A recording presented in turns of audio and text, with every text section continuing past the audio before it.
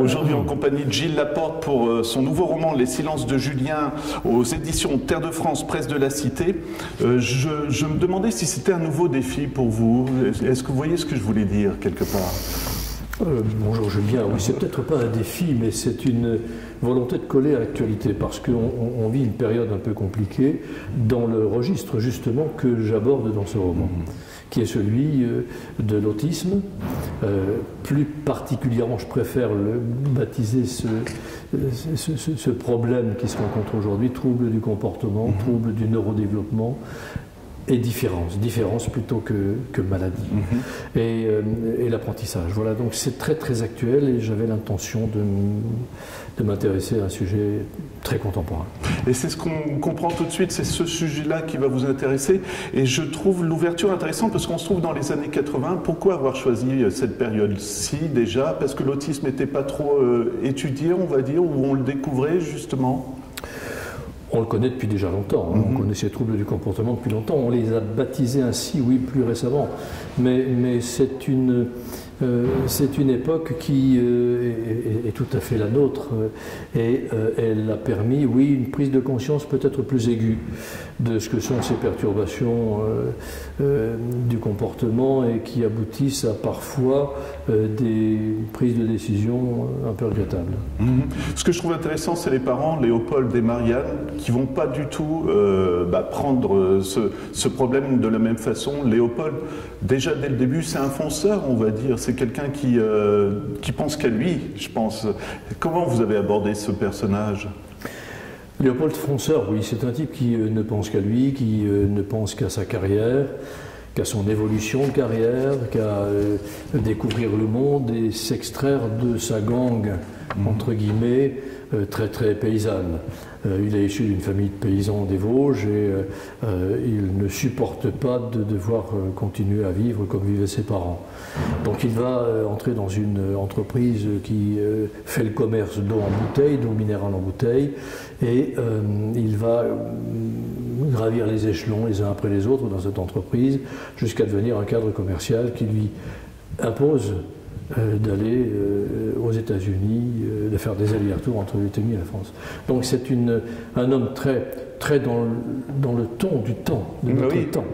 C'est un battant, un gars qui pense d'abord carrière avant de penser épouse et enfant. Ouais, c'est au point que même quand son épouse lui annonce qu'elle est enceinte, sa réponse, c'est tout de suite « oh merde ». Donc, oui, c'est pas le moment, quoi. Ouais. C'est pas le moment, au moment où ma carrière d'école, me voilà maintenant avec un boulet à la patte. C'est la réaction de ce type, oui. Et c'est une réaction qui se rencontre de temps en temps. Donc c'est un gars qui est au départ assez peu recommandable. Ouais, voilà. J'en parlerai un petit peu plus tard parce que je pense qu'il y a le thème de la rédemption aussi dans ce roman. Marianne, le prénom n'est pas choisi comme ça au hasard ou voilà, parce que c'est une force aussi finalement puisqu'elle est abandonnée plus ou moins par son mari et elle doit gérer Julien. Oui, c'est une force, c'est une femme emblématique, c'est une femme qui a décidé de vivre sa vie de femme, de ne pas s'en laisser compter par les hommes, une femme qui a décidé de prendre en compte évidemment sa propre existence, mais aussi celle de son fils, qui est abandonné par le père. Donc ce fils qui présente des troubles, pour reprendre l'expression, des troubles du comportement. Elle va s'en occuper avec beaucoup de passion, beaucoup d'intelligence, beaucoup de sensibilité. Elle va être aidée par une amie proche, qui est infirmière en milieu psychiatrique, et qui est passionnée de musique. C'est une mélomane, elle ne rate pas un concert, cette amie. Et elle va l'accompagner, la soutenir et permettre de procurer à cet enfant, oui, différent des autres, un environnement qui lui permet tout de même d'évoluer correctement. Quand je disais au début de l'interview que justement je me suis trompé, l'autisme, oui bien sûr on le connaissait, mais le voyage de Marianne c'est très émouvant parce qu'au début elle ne comprend pas ce qui arrive à son fils, quoi. Elle ne comprend pas parce qu'elle n'est pas préparée à ça. Apprendre à des parents que leur enfant est différent, je préfère employer ce mot à tous les autres. Certains diraient anormal, mais par rapport à quelle norme? Par rapport à quelle norme? Donc, apprendre que son enfant est différent des autres, c'est apprendre que je vais devoir être différent, moi aussi, des autres parents, m'adapter à lui. Ça suppose un effort considérable, parfois des douleurs, des souffrances particulières à traverser, à vivre. Donc, elle n'est pas préparée du tout à cet état particulier de parent. Et elle va être un peu paumée, oui.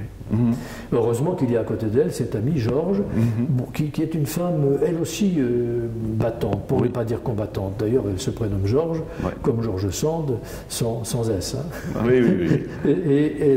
Et elle incarne parfaitement cette tendance salutaire aujourd'hui, me semble-t-il, des femmes à s'affirmer en tant que femmes et en tant qu'être responsable et capable d'assumer des responsabilités très très importantes. Donc oui, elles se sont paumées, cette femme Marianne, mais elle va petit à petit au fil des pages et à mesure que son enfant se développe, elle va affirmer sa personnalité, sa manière très très humaine de gérer les problèmes et surtout d'aider son fils à grandir. Et quand vous parlez de très humain, c'est ce que je trouve très intéressant dans votre roman. Comme vous le dites, c'est un enfant différent et il faut savoir adapter la vie dans un monde où il faut aller toujours très vite et où il faut des réponses tout de suite, où on punit la personne parce qu'elle ne donne pas de résultats. Je trouve que votre roman fait du bien parce que ça donne envie de prendre le temps, quoi, tout simplement. Et pour Julien, c'est ce dont il a besoin parce qu'il va rencontrer, grâce à Georges, je crois, Baptiste, qui est luthier. Et c'est là que, justement, il va y avoir une solution, une ouverture pour Julien, finalement. J'aime beaucoup ce que vous dites, prendre le temps de... Moi, c'est ce que j'ai ressenti dans votre roman. Le temps d'observer l'autre, voilà. Le temps de comprendre l'autre, le temps... après l'avoir compris, le temps de l'accompagner. Et c'est ce que ces deux femmes vont faire.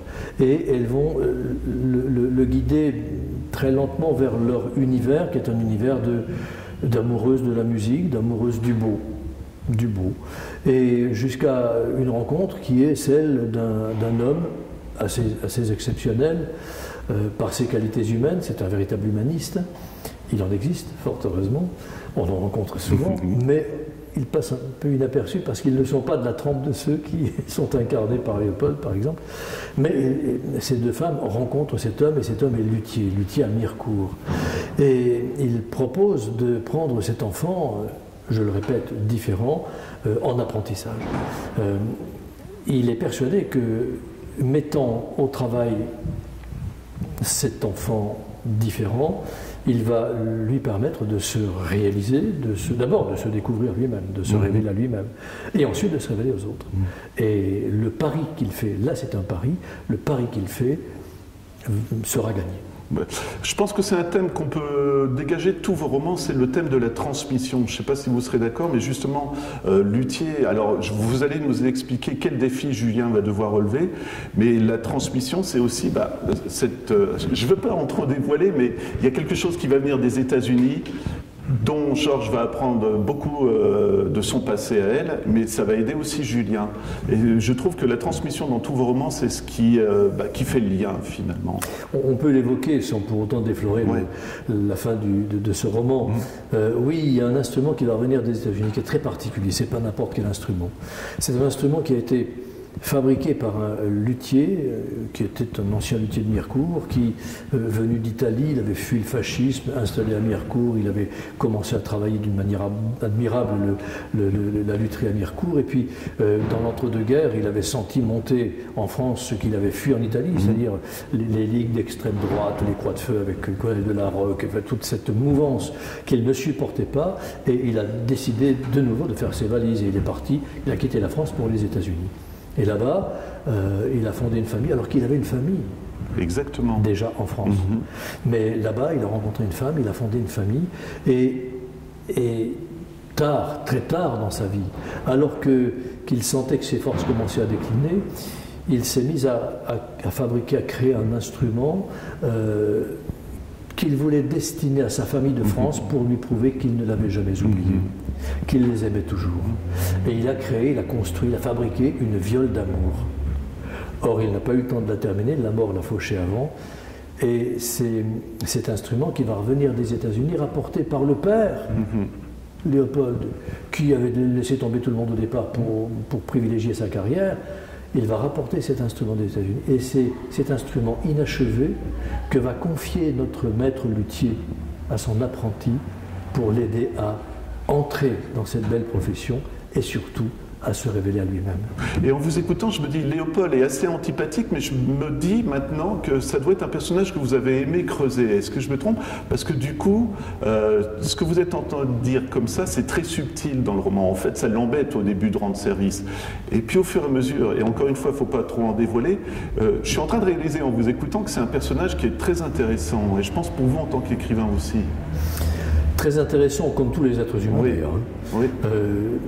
Ce que j'invite à faire dans ce roman, c'est à ne pas coller d'étiquette sur le front des gens, de qui que ce soit d'ailleurs, ni définitive, surtout pas définitive, parce que l'être humain est évolutif. Il peut avoir telles idées ou tel mode de comportement aujourd'hui et être totalement différent demain.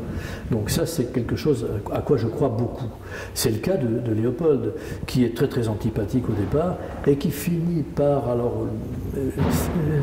la friction avec sa propre femme, la rencontre avec d'autres, les heurts parfois avec ce luthier qu'il ne connaît pas, qu'il ne comprend pas. Et il va finir par se poser des questions avec ses parents aussi, paysans, qu'il va maltraiter d'une manière absolument insupportable. Insupportable. Et il va aller jusqu'à remettre en question sa vision de la pratique agricole telle que ses parents la mettaient en œuvre chez eux sur leur terre. Donc oui, c'est un homme qui m'a beaucoup passionné et inspiré d'ailleurs de portraits que j'ai rencontrés. C'est un homme qui m'a passionné et que j'ai aimé faire évoluer dans la direction que vous indiquez. Et en tant que romancier, est-ce que, je reviens un petit peu à ce que je disais tout à l'heure, ce livre vous adressez au lecteur en disant prenez le temps de regarder autour de vous, j'ai l'impression aussi, mais pour tous les sujets, est-ce que c'est aussi ça, ce roman? Oui, c'est inviter mes contemporains à maintenir leur champ de vision le plus largement ouvert possible. Tout autour de nous aujourd'hui nous pousse à réduire le champ de vision. Les communautarismes, les sectarismes, tout ce qui nous enferme dans des cases, dans des cadres très étroits, de plus en plus étroits aujourd'hui, ça m'est insupportable. Et j'ai voulu, dans ce roman, inviter mes lectrices, mes lecteurs, et puis ceux qui partageront l'histoire que je raconte dans ce roman, à garder le champ de vision le plus largement ouvert possible, et à se rendre compte qu'à mesure qu'ils avancent, ce qu'ils croyaient être la ligne d'horizon, leur limite personnelle recule, qu'on n'atteint jamais ses propres limites. C'est le cas par exemple de notre héros Léopold. Voilà. Thème de la transmission, donc, parce qu'on parlait des parents qui auraient voulu que Léopold peut-être reprenne aussi l'affaire, la viole d'amour qui vient aussi des États-Unis avec tout son passé, je trouve ça intéressant aussi. Et la viole d'amour qui est un instrument très particulier. Ouais. Très particulier parce qu'il ressemble fort à un violon, mais la grande différence avec le violon, c'est qu'il comporte des cordes mélodiques, celles qui sont actionnées par l'archet sur lesquelles l'interprète crée les notes, par la position des doigts sur le manche. Mais sous les cordes mélodiques se trouvent des cordes sympathiques. Alors là, je découvre, je vous écoute.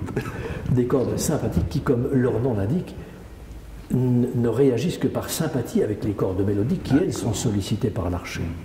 Autrement dit, elles viennent donner plus de profondeur, donner plus d'ampleur, donner plus de velouté, donner davantage de... Elles créent une harmonie très particulière au son émis par l'instrument. Et pour moi, c'est un symbole très fort.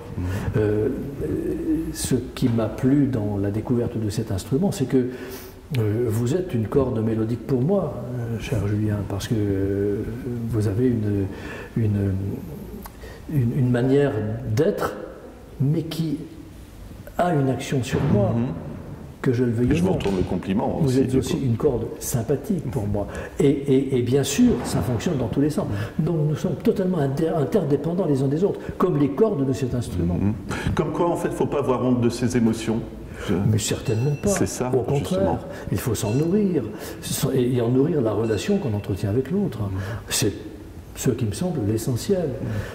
C'est ce qui se passe dans cet instrument, dans l'échange entre les cordes mélodiques et les cordes sympathiques. Donc le symbole pour moi était très fort. Prendre le temps, Julien, justement, personnage assez fascinant finalement, comme vous le dites, différent, très difficile à aborder au début de l'histoire, et à la fin, je ne veux pas révéler, mais ça fait du bien aussi de voir des fins comme celle-ci. Moi, ça m'a fait du bien d'écrire une fin comme celle-là, cher Romain, mais alors est-ce que ça fait du bien à nos lectrices et lecteurs? Oui, je le pense, parce que tous les retours que j'ai, tous les messages qui me parviennent et tous les témoignages de lecture qui me sont offerts pendant les salons du livre sont enthousiastes. Donc oui, il y a, là je crois, une prise de conscience qui se fait de la nécessité de rester actifs les uns par rapport aux autres, les uns vis-à-vis des autres, dans cette belle aventure qu'est l'aventure du partage. Le thème de la rédemption, je vais trop loin ou pas? Non, ça peut aller jusque-là. Que veut dire rédemption? Quel est le sens du mot rédemption? C'est une sorte de renaissance. Donc, mon personnage Léopold vit cette forme un peu particulière de renaissance, c'est vrai. Comme d'ailleurs notre héros, Julien, vit une seconde naissance lorsqu'il arrive à cette meilleure connaissance de lui et à cette intégration aussi bien dans le monde professionnel que dans le monde social. Donc c'est oui, dans les deux cas, on pourrait presque parler de rédemption. Question très idiote, mais ça vous est peut-être que... Il n'y a pas de question idiote. Ah, je ne sais pas, je vais voir. Des directeurs ou des choses comme ça qui lisent votre livre, est-ce qu'ils disent finalement, il a raison, faut, encore une fois, je dis ça, mais prendre le temps de prendre le temps. Voilà. Je ne cherche pas à avoir raison dans quelque domaine que ce soit. Mais c'est une approche intéressante. Moi, encore une fois, je reviens à ça, dans cette société qui est complètement folle, de lire un roman où on se dit, bah, finalement, ne serait-ce que 5 minutes, et puis réfléchir, ça fait du bien aussi. Je veux simplement raconter une belle histoire d'amour, mais qui repose sur des faits réels, et qui repose sur la volonté d'aider l'autre à se découvrir, à se révéler et à devenir lui-même. Ma volonté est de montrer combien, lorsqu'on se fait confiance mutuellement, on peut grandir ensemble. Et puis, comment les femmes sont les véritables moteurs de cette évolution humaine. Là, sans l'esprit de Marianne, sans l'esprit de Georges, sans l'esprit de Cynthia, l'américaine, qui elle aussi va à sa manière modifier le regard des hommes sur leur environnement. Sans ces femmes-là, on n'a pas cette histoire qui tient debout. Et puis sans Fabienne. Fabienne qui, elle, est luthière dans cet atelier de lutherie. Fabienne qui va devenir la maîtresse d'apprentissage de notre petit garçon Julien devenu adolescent. Elle va jouer un rôle essentiel. Donc là, vous avez employé le mot de rédemption, cher Romain. Oui, mais la rédemption passe par l'esprit des femmes. La rédemption des hommes passe par l'esprit des femmes. Et l'évolution sociale passe par l'esprit des femmes. Et sans vouloir en dévoiler trop, j'ai bien aimé quand Léopold réalise tout ce qu'il a fait. C'est en quelques phrases, mais je trouve que c'est très juste aussi d'être capable de se dire, ben voilà, j'ai pas été bon pendant une période, et je dois me l'avouer à moi-même aussi, quoi. Je dois me l'avouer à moi-même, oui, et je dois faire en sorte que cette prise de conscience que je vis pour moi se partage avec d'autres d'une manière très très prosaïque, très concrète cette fois, en faisant en sorte que sur les terres qui étaient celles de mes parents, dont je voulais faire du fric, je vais inciter le repreneur, un paysan, à pratiquer une autre forme d'agriculture, beaucoup plus respectueuse de notre environnement. Faire en sorte que celui qui va exploiter les terres de mes parents, celles sur lesquelles je suis né, se dit Léopold, les papillons reviennent butiner, les abeilles reviennent vivre, que les chevreuils, que toute cette vie de notre campagne se redéveloppe sur des terres qui avaient été stérilisées qui risquaient d'être stérilisées par une pratique agricole absolument insupportable. Donc c'est aussi un autre aspect de la réflexion qui se développe dans ce roman. Voilà. Gilles, moi je vous remercie pour ce roman. Je voudrais juste que vous nous précisiez où on se trouve, parce que je vous remercie, c'est vous qui nous avez proposé de venir ici. Où est-ce qu'on se trouve, tout simplement? Nous sommes dans des locaux prestigieux qui sont les locaux, l'hémicycle, non pas de l'Assemblée nationale, mais de l'Académie de Stanislas à Nancy. Cette Académie de Stanislas qui a été fondée par ce personnage historique qui est pendu au mur derrière nous dans cette grande toile, qui est l'ancien roi de Pologne devenu duc de Lorraine par la volonté de son gendre Louis XV, Stanislas Leszczynski. Il l'a créé en 1750 parce que, et là aussi c'était un homme d'une bienveillance exceptionnelle, bien que sachant qu'il avait comme mission de faire en sorte que la Lorraine pût tomber dans l'escarcelle française à sa mort, il le savait, il a voulu faire en sorte que les Lorrains soient le peuple le plus heureux de la terre. D'où son surnom de Stanislas le bienfaisant. Et pas seulement par les bienfaits matériels, pas seulement par le niveau de vie, pas seulement par tout ce qui devait pouvoir les aider à mieux vivre, non, par l'accès aussi à la connaissance, par le partage de la connaissance, par la réflexion philosophique, poétique, par l'échange des expériences scientifiques. Il a voulu que cette société pu exister afin que son peuple soit dans la ligne de ce qu'il avait été avec les ducs de Lorraine dès les premiers siècles d'existence de notre pays lorrain, soit l'un des peuples les plus ouverts, les plus cultivés, les plus instruits, les plus responsables, les plus citoyens aussi. Donc tout ça est dans cet hémicycle dans lequel se réunissent les académiciens 2 fois par mois, les vendredis après-midi, et dans lesquels se partagent ce qu'on appelle des communications, c'est-à-dire des conférences, qui durent en moyenne 3/4 d'heure, 1 heure à peu près, qui sont suivies de longs échanges, de longs débats, et qui couvrent tous les domaines de l'esprit. La philosophie, je l'ai dit, les sciences, je l'ai dit, la sociologie, la poésie, la littérature, tout est champ de, j'allais presque dire d'expérimentation, d'études dans cette fameuse académie de Stanislas créée en 1750. Rendez-vous compte. Voilà.